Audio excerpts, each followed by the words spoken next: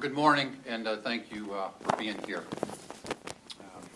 First of all, I want to start by thanking John Farrell for what he has done for the Boston Red Sox organization throughout the years as a manager and the pitching coach. He's accomplished a lot of fine things for the organization. And in the situation here, after some thought processes, you weigh a lot of different things that become involved. And to me, I thought that it was the appropriate time to make a change for the betterment of the organization to move forward.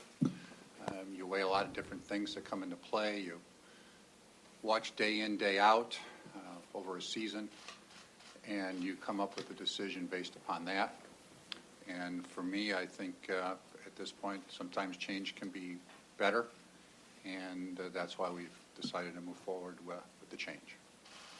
So I'll start just with that, and Kevin, anybody that has questions? What was some of the factors in that decision? Well, I think in those situations, I'm not going to share facts. I mean, those are things that I keep to myself, talk to our baseball officials about. But again, you weigh a bunch of different things. Basically, everything is what you weigh in making a decision like this. It's a major decision. Those are things that you keep to yourself.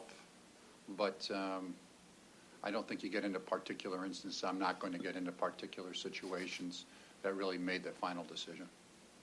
Dave, you drew 2.9 million fans this year. Red Sox fans should have some idea of what happened. When the season ended last year, you walked in here, and we're very happy to announce he's returning in 2017. So what exactly happened in 2017 that inspired you to make this change? As I said, that's really something I'm going to keep to myself. I mean, I'm not going to get into anything beyond that, other than a lot of different factors. It's obviously a popular move with the fans. Why is it also the smart move? Well, I don't know if it's a popular move with the fans or not. That's not, I think, a lot of the fans, but that's not why you make decisions of this magnitude. You make moves because you think it's the best for an organization at a particular time. And to me, I think change is good for the organization and the manager's position for the Boston Red Sox going into 2018. What are you looking to change? Well, we're looking to change. Right now, we're changing the manager is what we're going to do, and then that comes with a lot of that role is a very important job. It's a very difficult job. There's a lot of things that encompass the manager's job. And so we'll look for somebody that we think can do that job well for us and to hopefully will guide us to continued success on the field and help us even take steps forward. You want more fire in the manager? Well, I'm not. I think when you weigh what you want in a manager, there's a lot of different attributes. There's a lot of different decisions that a manager makes on a daily basis. It's just like a general manager's spot, that they're open for questions and debates and second guessing. They're even more so than a general manager because they're making moves where you can bunt or hit and run or steal on any particular play. So there's a lot of different things that you look for in a manager, and you weigh what all those things are. It's the same way, and you come up. I don't think that there's any perfect manager or perfect general manager, or probably any in any other job, but you just weigh all the different factors and you make a decision. Dave, when did you come to this decision? Was it something that, continued to, fester as you went along here, or was it during or after the playoff series? And also, you've been in the game for a long time. Ideally, what would you like to see in the next manager, some of the qualities, some of the traits that you've seen over your managers that you've picked over the years? Well, it's not a snap decision that says, okay, we lost in the postseason. That is not by any means the case. The Houston Astros have a good club. And so that's not the reason. I think you're constantly, in my position, you're always thinking about how you get better in every different facet. So it's a thought process that takes place on everything you do. That's how, at least for me.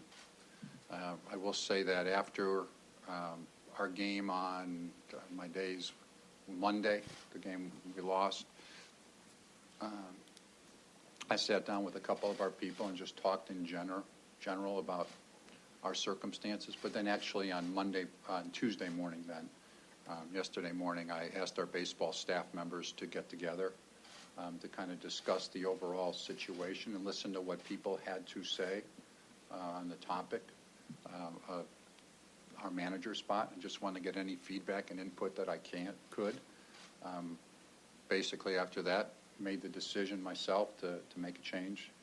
Called John Henry and asked him if I could visit with him. John came over to the ballpark.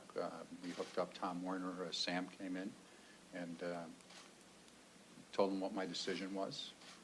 And they said, well, whatever you feel is the best thing to do. And so that's really what the process. But I had to call the commissioner's office at that point because during the postseason you have to make sure that you run any announcements by the commissioner's office. So I waited to hear back from them to get the clearance to make the announcement. So when I found out that later yesterday, we then in turn, I called John first thing this morning and met with him in person here at the ballpark, asked him to come by. I called him around 8:30 this morning. He came by a little bit after 9. Your next manager? Well, our next manager, again, it's a tough job. It's a hard job. And I use you have all different type of attributes that you're looking for in a manager. And with that job, there's a lot of them. You're talking about job knowledge, you're talking about running the game, you're running a pitching staff, communication with the players, communication with the front office, dealing with the media, dealing with the training staff. The list just goes on and on. And I think any individual that you talk to, you weigh how all those things fit together, and then you end up making a decision who you think will be the best for the job. So some people may be more fiery, some people may be more level-headed, some people may be better handling a pitching staff, some people may be better at running the offensive part of the game. Again, to find somebody that has all those are very difficult to find. Probably most of them are in the Hall of Fame. And then you're in a position where you make the best decision you possibly can. Dave, do you think that John maximized the potential of this team, or did it somehow underachieve? Well, that's a difficult question in the sense that, and I'm not we won our division. We won 93 games. Some guys didn't have as good a seasons as others. I don't, and that's what, when you don't play well, this is not all put on a manager. You don't win a world championship. It's not all the manager by any means. Some of the players didn't play as well. Could have given them some better players. We all share in those responsibilities. I think we have we have a very fine, talented baseball club. And I look for us to be good for years to come. But some of them will hopefully have better years next year too. Some of them didn't have the best seasons in their career. And I think some of them are capable of having better years. Aside from the front office, did you contact any of the players or get any input from players in terms of the decision, and then also a timeline for hiring the next manager, maybe before the end of the season? Well, I did not contact the players. You were brought here to win. Everyone here wants the Red Sox to win. And I think you might have already answered this. I'll try again. Why is it in the best interest of the organization's attempts to win? Why opt for privacy over transparency when it comes to explaining the reasons for firing John Farrell? I don't think I think when you're in a baseball organization, and let's say you were in any different type of business, you have a lot of conversations behind the scenes with your individuals. There's a lot of private conversations I have with every one of the people that are here. You have to ultimately make a decision. I think that changes the decision that I made, but I don't really choose to get into the particulars on it. And I think that's just our right to do that.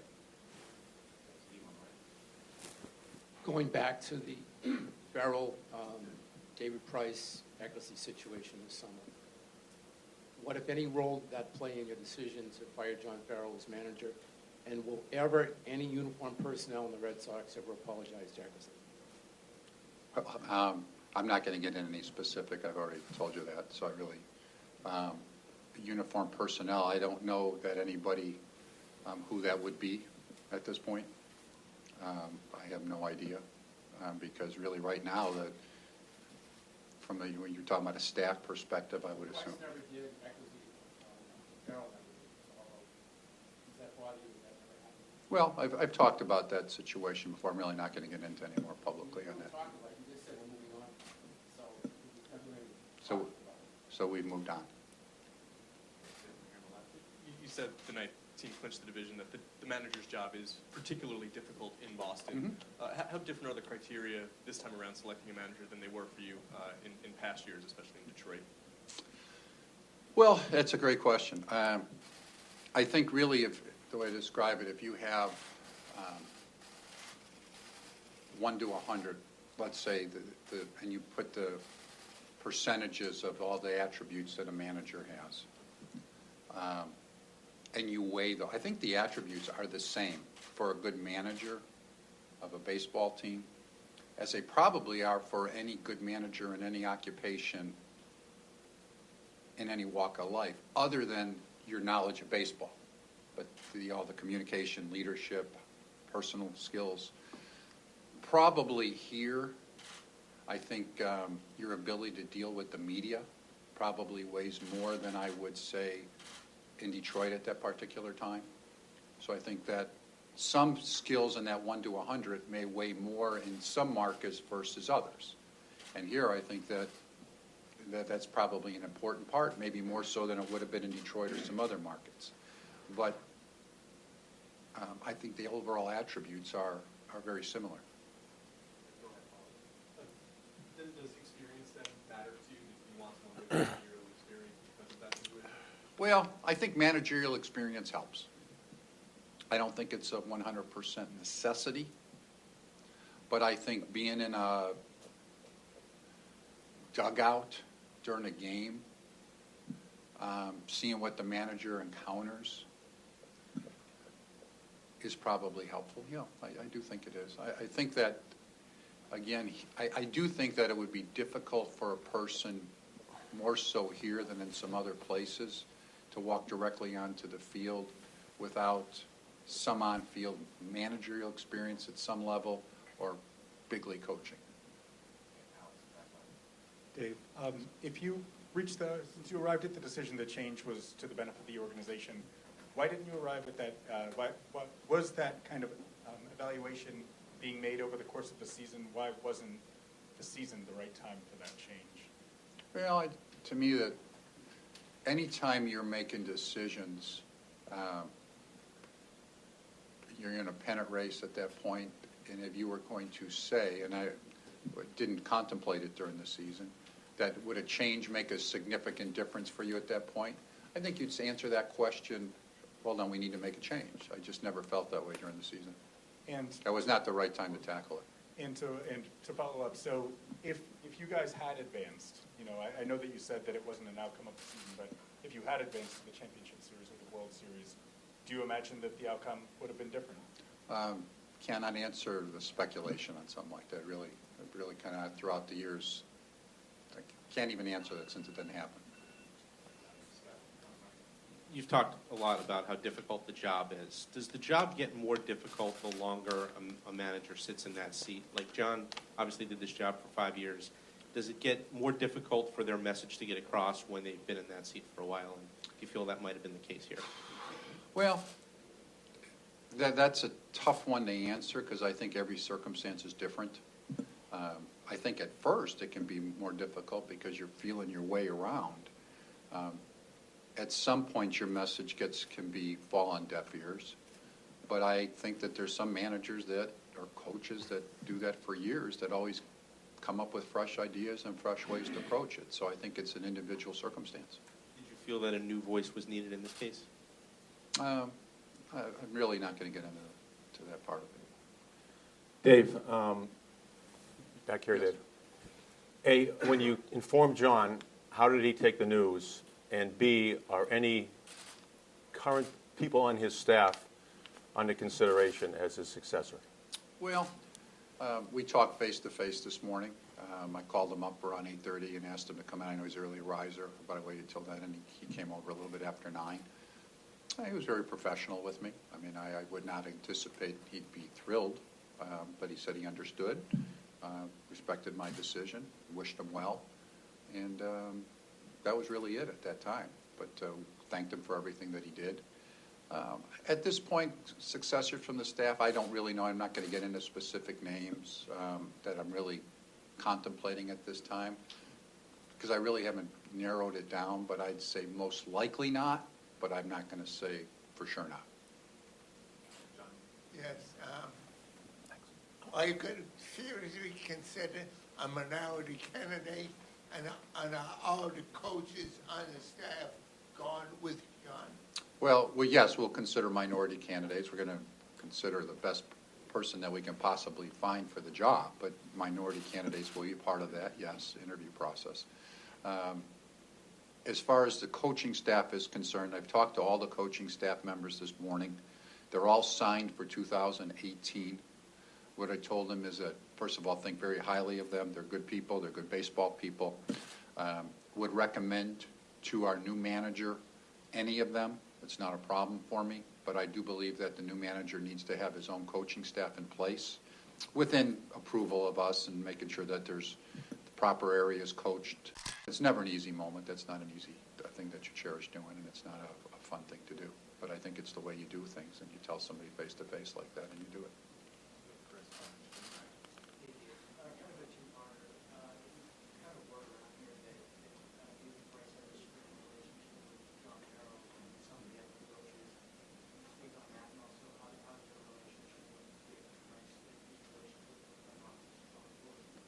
Well, I cannot speak for his feelings as far as the coaching staff. I don't really know that. I mean, my relationship with David Price is fine. You know, I get done with him like I need to, talk to him about what needs to be done. But I can't speak for his feelings for me nor for the coaching staff, really. Dave, just with the young core of players this team has, how important will it be for the next manager to be the kind of manager that relates well to young players and can get the most out of them? It'll be very important. We have a young core of players that are outstanding young talents. I think have a chance to be championship-type players. They're still in their growth stage. They're a great foundation for a baseball club. We do have some veterans, of course, in that mix, too. But I think it's going to be very important for whomever it is to be able to relate to those youngsters and not only relate to them, but help them get better as players. Since the season ended a couple days ago, do you have any health updates on what's in store for Pedroia this offseason and some of the other guys who are hurt at the end of the year? Well, there's a lot of there's a lot of things. That's why yesterday dealt a lot with that also.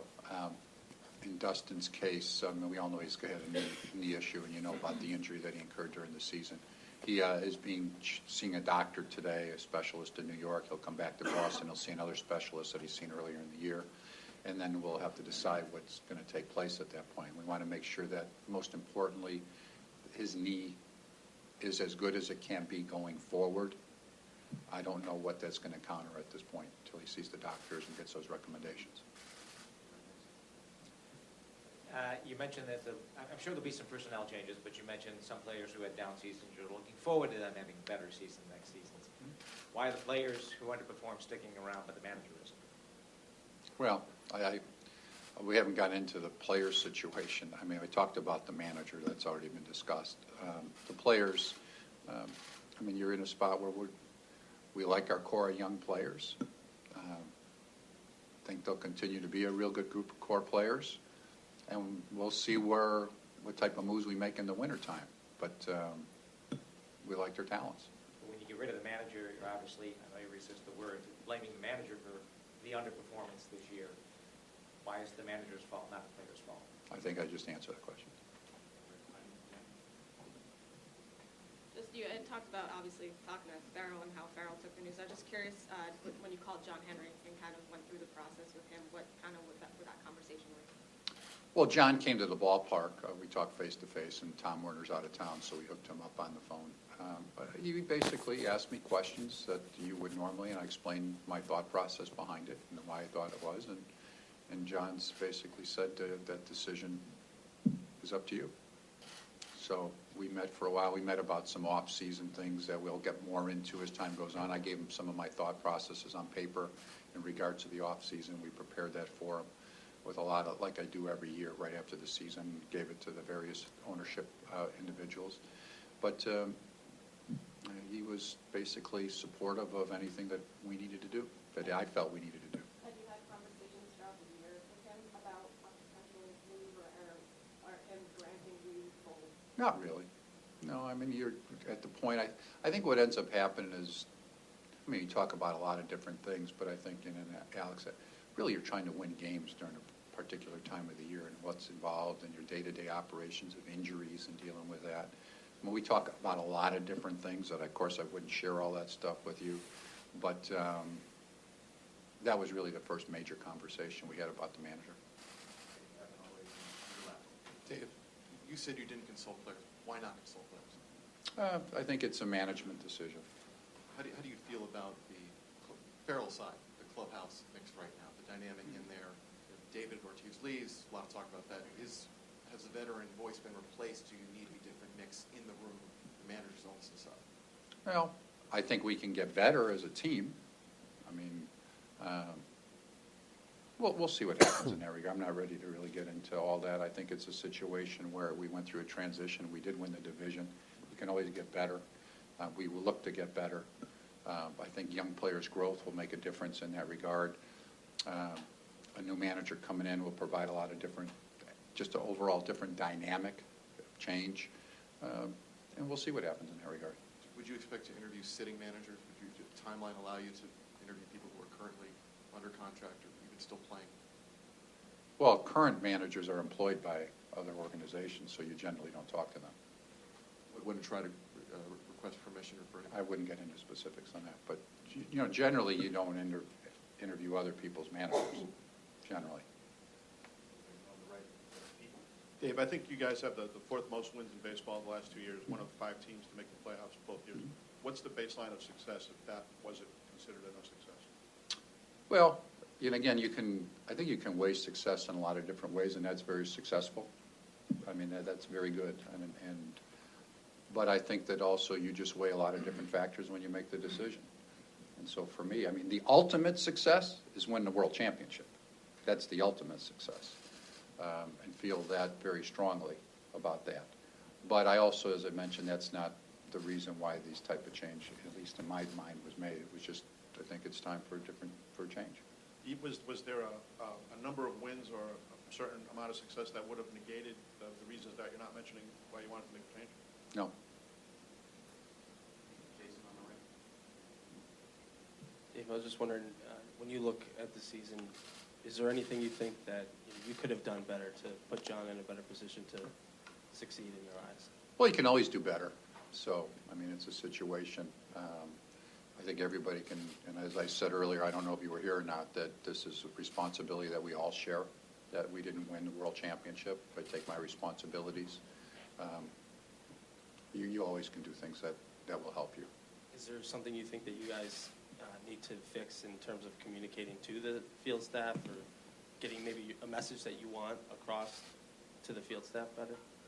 No, I don't think that part of it. I think we have great communication between ourselves and the field staff from the front office perspective. You know, I think that, you know, it's easy to say, and you talk about we need to score more runs. I didn't supply the players that would give us enough runs. I think we do need that. That's part of our off-season goal. Now, when you say that, and then people say, okay, that's sure. Well, where does that player play? Sometimes some of that, I'm surprised with the players that we had that we didn't score more runs. I knew we didn't have David, but if you said he was basically replaced by Mitch Moreland, and we didn't look to replace him one-on-one with Mitch Moreland. Mitch Moreland did fine for us at over 20 home runs, knocked in basically 80 runs, which is what we would have hoped he would do. So some guys didn't have as good a season from an offensive perspective. Some of those guys need to do better again. But I do think that when you then appraise it, you've got 3 young outfielders that are all good. We've got a young third baseman, a young shortstop, second baseman, we know Petey. You got young catchers, and most of your offense doesn't come from catching. You've got first base and DH then left at that point. Hanley's one of the guys that we look forward to having a bigger year for us from an offensive perspective. But really, that some of that is going to come from an internal perspective, and then you can look to add somebody from outside to help you somewhere. But we need to score more runs. Dave, you mentioned the coaching staff. Is there others within the organization, the Red Sox organization, that you would look to as a possible candidate? And are you at all hesitant to hire somebody that has no previous managerial experience, even on the minor league levels? I don't think anybody else from in the system is a candidate within the system like that. And I am hesitant, as I think I said already, I mean, that you need probably some experience either managing or being on a major league coaching staff.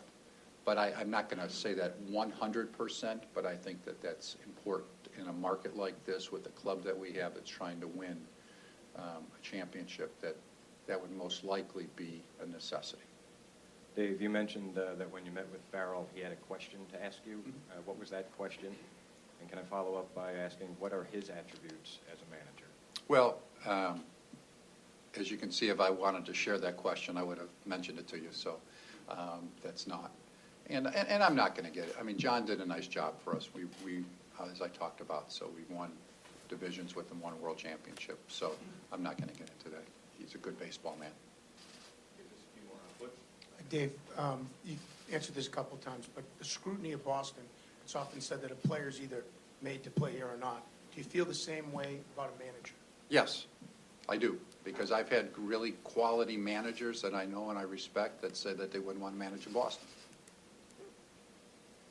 So yes, I do. Dave.